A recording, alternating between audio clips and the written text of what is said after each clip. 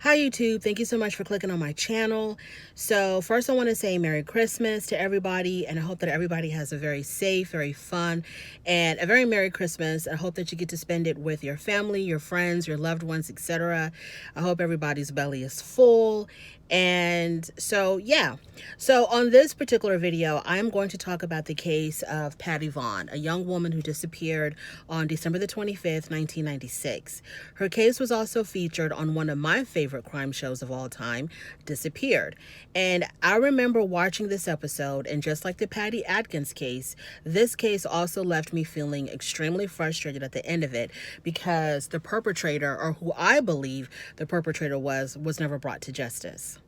And it was one of those cases where it was sort of obvious on who the perpetrator was, but because of lack of evidence, law enforcement could not bring this case to justice. So, Patty Vaughan, 32 years old, 32-year-old mother and wife. Let's start with what happened on Christmas Eve, December the 24th, 1996. So on that day, she was performing in a church choir performance at her church. Her husband, Jerry Vaughan, and her 3 children were in attendance. She was a very active member of her church. She was part of this singing group. So she was up there singing, doing her thing with the choir. And then after the performance, her and her 3 children went to her aunt's house to spend Christmas Eve with her aunt and other family members. And her estranged husband, Johnny Ray Vaughan, he went back to his apartment. So Johnny Ray Vaughan and Patty were married but separated. He had moved out of the marital home. He had his own apartment in San Antonio, Texas, while Patty Vaughan stayed with her 3 children in the marital home in Lavernia, Texas, which I'm assuming is very close to San Antonio, Texas. So after the performance, she goes with her kids to her aunt's house. He goes back to his apartment. And at her aunt's house, she was going to be meeting her boyfriend there. She was seeing this man named Gary, who she had dated when she was a teenager many years prior. Her and Gary were dating, and it was a very serious relationship. Everyone thought that they were going to be married, but Gary's ex-girlfriend popped up out of nowhere and said that she was pregnant with Gary's child. So at the time, even though he was hot and heavy with Patty, he decided to break it off with Patty and be with the mother of his child and marry her because he wanted to do the right thing and raise his child with the mother of his child.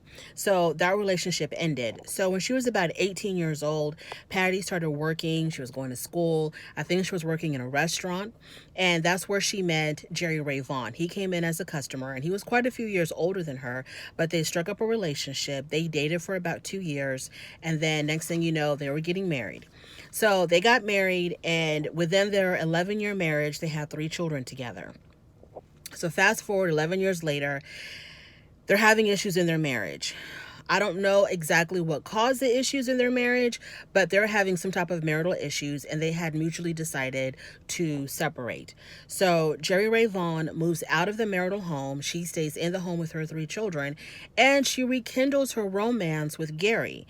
So they come across, I don't know how they met up again, but somehow or another they met up again. He's divorced now from his wife.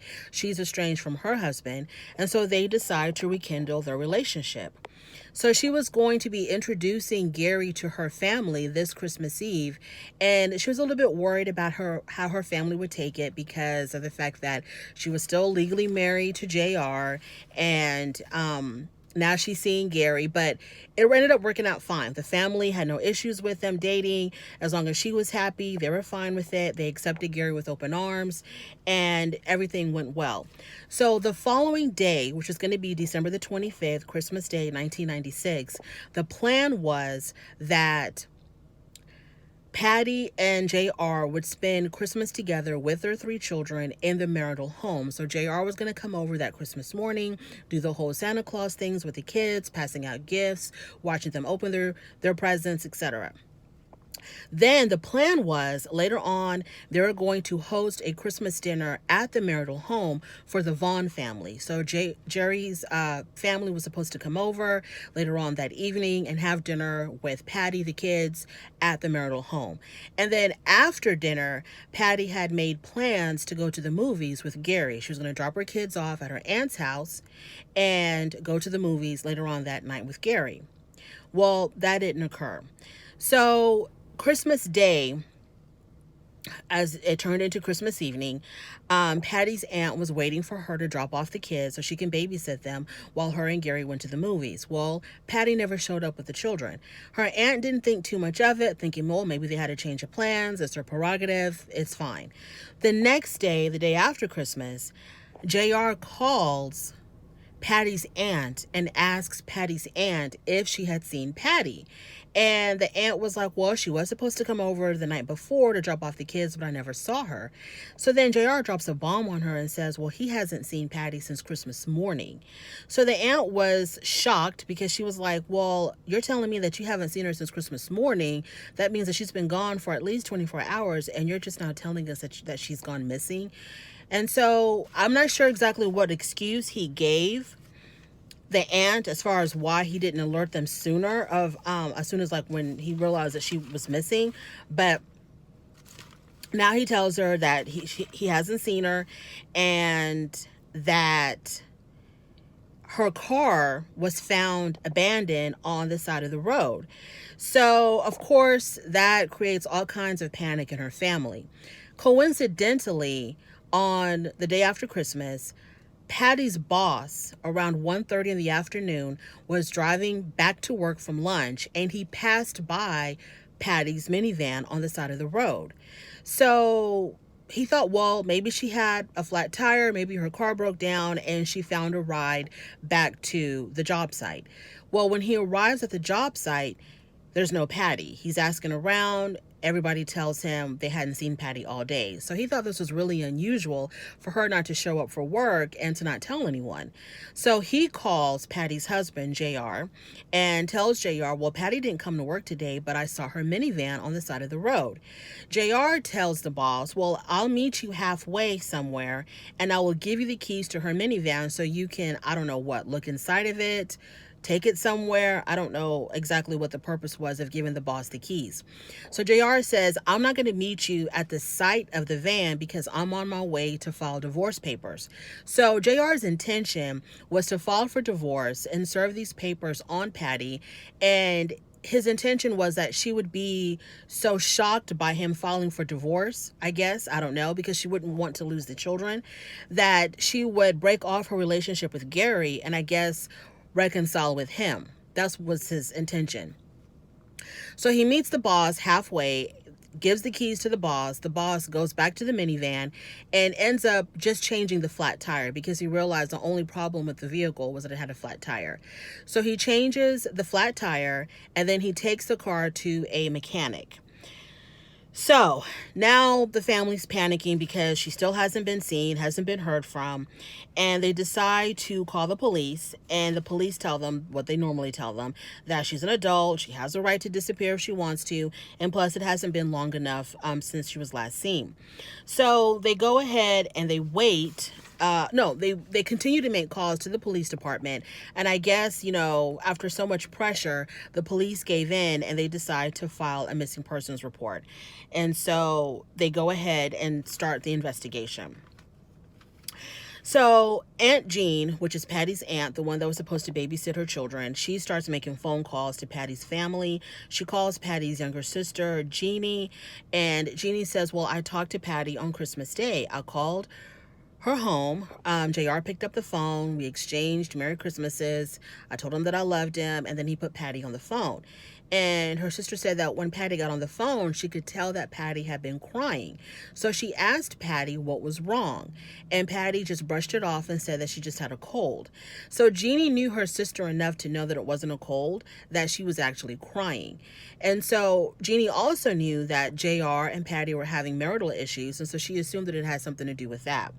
And that was the last time that she ever spoke with her sister. So soon after that, the sister, Patty's relatives, her aunt, her cousins, I think, they go to the mechanics shop where the minivan was located at, and they come to find out that her tire, it wasn't punctured by a nail on the road or glass or any kind of sharp object on the road. It was actually purposely deflated. Someone had unscrewed the little screw things that you pump the air in and let the air out of the tire, which was like extremely suspicious. Like, why would somebody do that? So now, of course, they get really concerned. And when the law enforcement show up to examine the car, they do confirm that yes, it was purposely deflated. And inside the van, it was extremely clean. It looked like it had been washed out with water or some type of a cleaning agent, but someone had used some type of a liquid to wash out the inside of the car. So they take some samples of I guess the remaining liquid that was soaked into the carpet. I guess they take samples of that to test it out later to see if there's any evidence or if it was of any evidentiary value. And they can tell that the car was also wiped clean on the outside as well.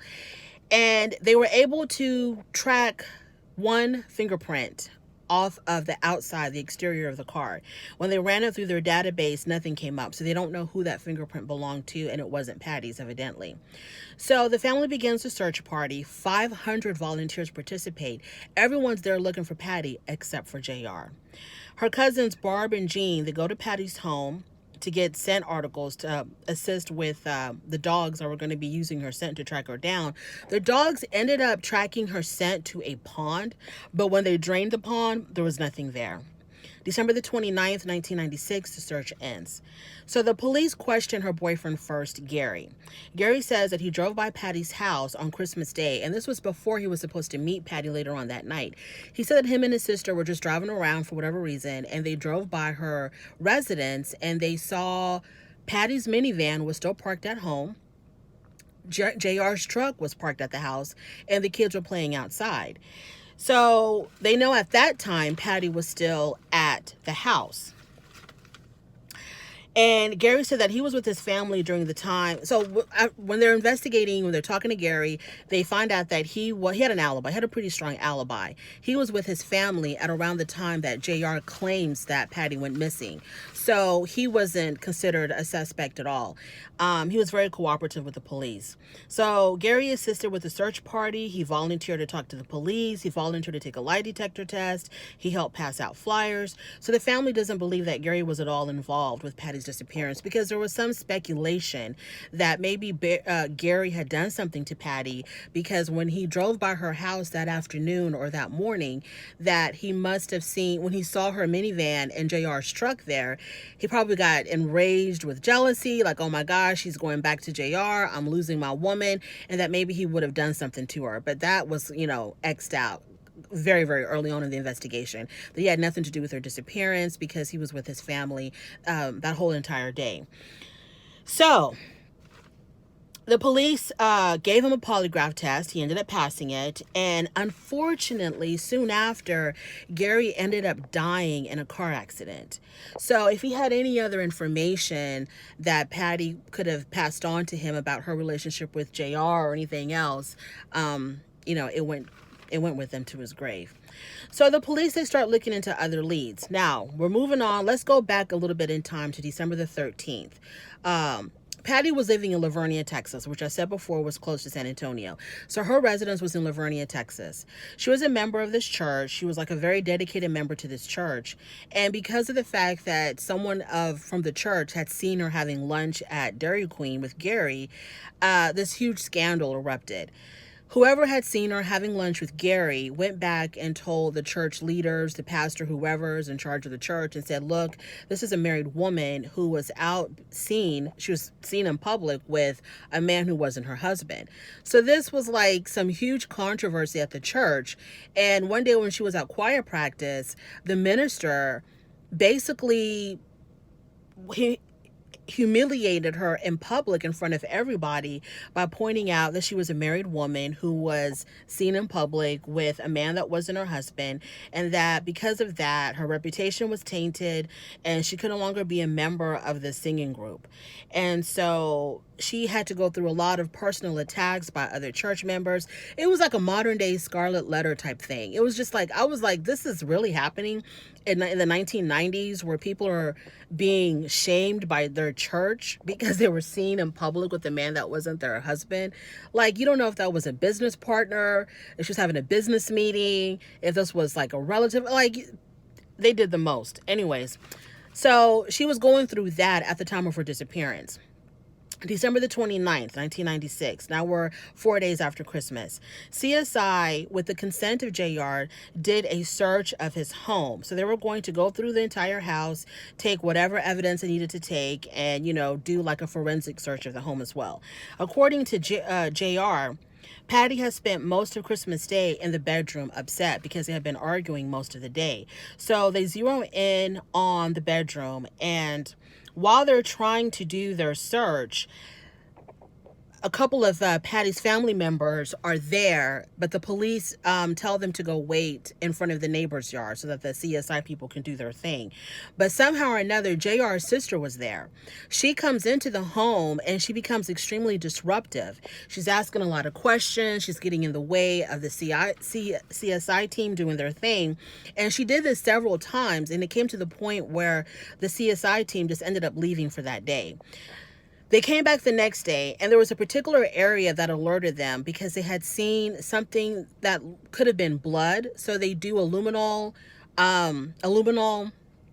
test on whatever they saw, and the luminol came out positive that this could have been blood. They weren't 100% sure at the time because luminol reacts to other chemicals as well, not just blood. So they saw something that could have been blood, and they also were led to a mop and a bucket that looks like someone had done some extensive cleaning of this particular area. So they take that evidence to try to figure out later on, what it could be. So on Christmas Day, when they were supposed to have the family dinner for the Vaughan side of the family, it didn't happen. When JR's sister arrived on Christmas Day, she showed up with her son. JR told her that Patty was in the room and she wasn't feeling well. So they were not going to have the dinner at the home. And he asked his sister to take his 3 kids to another sister's home. So it wasn't clear if the sister had seen Patty that day or not. She shows up for the dinner. JR says, Patty doesn't feel well. Take the kids to our other sister's home. And that was that. So Patty and JR, they remained at home by themselves without the kids, without anyone else. And according to JR, they argued for most of the day. And what they argued about was her relationship with Gary. JR thought that it was extremely inappropriate for Patty to be parading this guy around in front of his kids, and he wanted her to stop seeing this guy, and he threatened her with divorce and told her that he was going to be able to take the kids away from her if she didn't stop these shenanigans with Gary. So he said that she got so upset that she ended up taking her purse and her keys, and she left. She walked out. Now, I have seen so many, because I'm a true crime junkie, I have seen so many true crime cases where a woman gets into a volatile argument with her significant other. The significant other claims that, she got so mad she just left. And it's like, how often does that really happen? Where a woman just gets so angry that she just takes her stuff, she just leaves, and she's never seen again. I mean, this story has been told so many times, and it ends up being that the last person to see them, which is their significant other, is the one that caused their demise. So here we go again with this man, J.R. Vaughan, says he got into this argument with his wife about her seeing this other guy while they were still legally married. And he says that she got so mad, she grabbed her purse, she grabbed her keys, she left, he never saw her again. Her purse and her keys never been found. He alleges that Patty was a victim of some type of foul play. You think? So while CSI is investigating the house at Patty's, investigating the house, yeah, we talked about the luminol test and all of that. Okay, so her van was found in Bexar County, but she lived in Wilson County. So because she lived in Wilson County kind of took over the case. They decided to interrogate or question J.R. Vaughan. He comes over to the police station for the interrogation. They speak with him for 4 hours. The investigator decided that, yeah, something is not right. Something is extremely fishy with this guy. There's a lot of discrepancies in his story. There's a lot of voids in his story, I guess, for times of the day that he couldn't account for, that he had no alibi for. And the detective was pretty much convinced that something wasn't jiving with him, but there was not enough evidence to bring any kind of charges against him. So soon after that, JR retained an attorney and he declined any polygraph tests. He didn't assist with anything regarding any type of search for Patty. He claims that a police officer told him that if he was searching for Patty and he happened to come across any item that belonged to Patty, he might transfer his DNA on that particular item, and then he's going to be accused of her disappearance. So he was advised to not search. That's what he said, which just sounds like a whole lot of poppycock. Like, there's no way anyone in law enforcement told him something like that. There's absolutely no way. And it was so extremely suspicious that he wasn't involved in the search of his missing wife. It's like, if you yourself have nothing, you don't want nothing to do with her, you're over her, you want a divorce from her, you don't like her anymore, fine. But this is still the mother of your children. And wouldn't you want your children to not be sad and crying and in despair knowing that their mother is missing?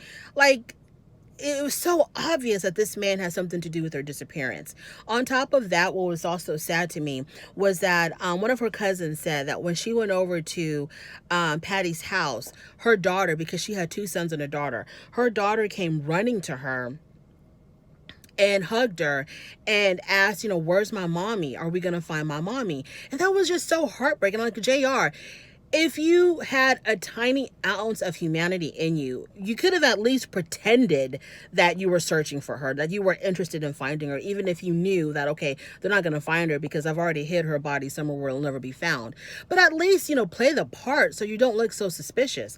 So anyway, so that's that. He didn't participate with any of the searches or anything like that. Coincidentally, like I said, he had his own apartment in San Antonio, Texas. On Christmas, a little bit before Christmas Day, which is the day that she went missing, he wrote a letter to his landlord of his apartment complex, letting the landlord know that he was going to break the lease. His excuse was he didn't feel safe in that neighborhood anymore. So before she even days before she disappeared, he cancels, or he breaks his lease.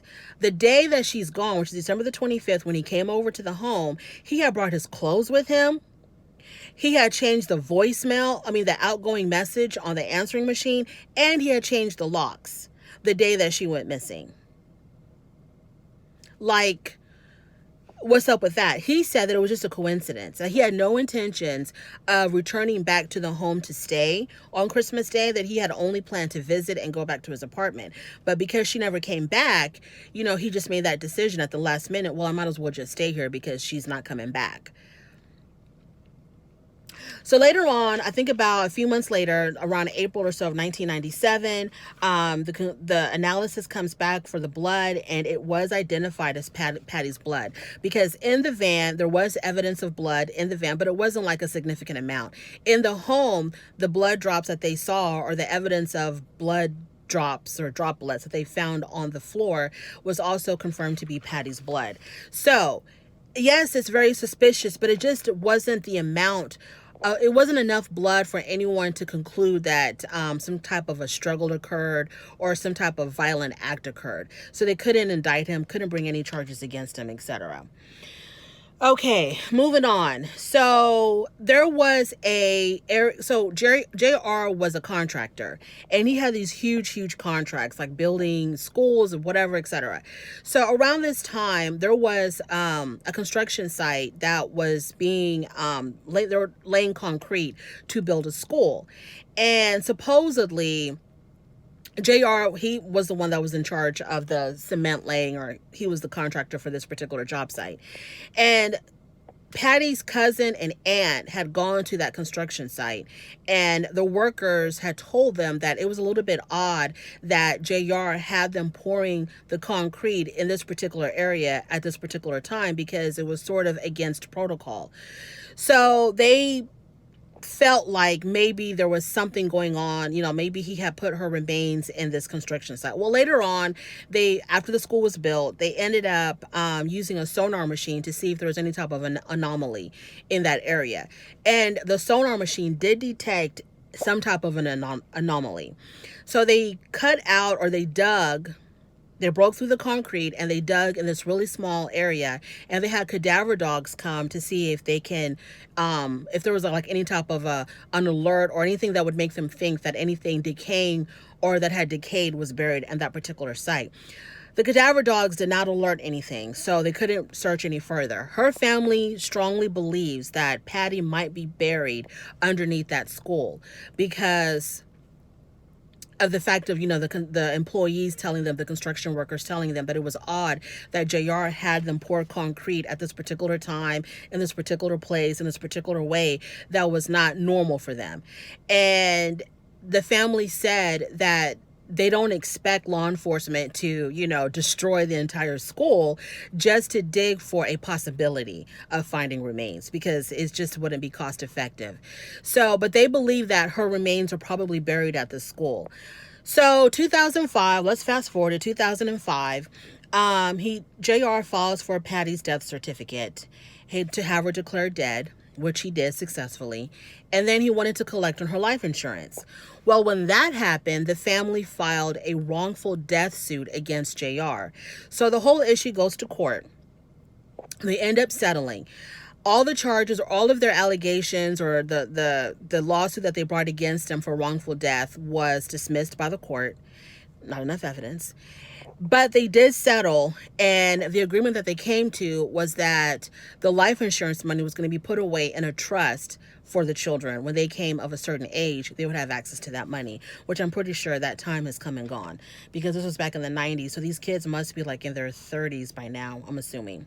Maybe 20s, maybe 30s, I think 30s. So this woman has never been found. JR went on, he left the area. He moved somewhere else. I think he moved to a whole other state. Supposedly he had changed his name, changed his children's names. He's got nothing to do with Patty's family members at all. The kids never saw that side of their family again. Raised his children, went about his life, no consequences, just this, air of suspicion around him when he was still living in San Antonio, Texas. After he left, it was like life back to normal for him. And this woman is gone, and no one knows what happened to her. And these kids grew up without a mother. And it's just so frustrating that someone who can act so suspiciously around the disappearance of their wife, that no charges were ever brought against him. And either this guy is one of the smartest criminals, in my opinion, this is probably one of the smartest criminals that ever lived, that you got rid of an entire human being and not a trace of anything ever found of this woman. And she disappeared on Christmas Day. And it's extremely sad, and it's extremely frustrating. So he had wanted to file for divorce. He wanted to threaten her with divorce because he said that with all the information he had on her, which I don't know what that could be other than she started seeing an old flame after they separated. But he claimed that he had enough information on her that he would take the home and the kids away from her. And I guess she was going to stand her ground, and she wasn't going to go back to him. And she wasn't going to let this man tell her how to live her life. And it cost her her life. It is so extremely sad and so extremely frustrating. So yeah, that is my video. If you made it this far, I appreciate you more than you'll ever know. Thank you so much. Before you leave, please don't forget to like, comment, and definitely subscribe. Thank you.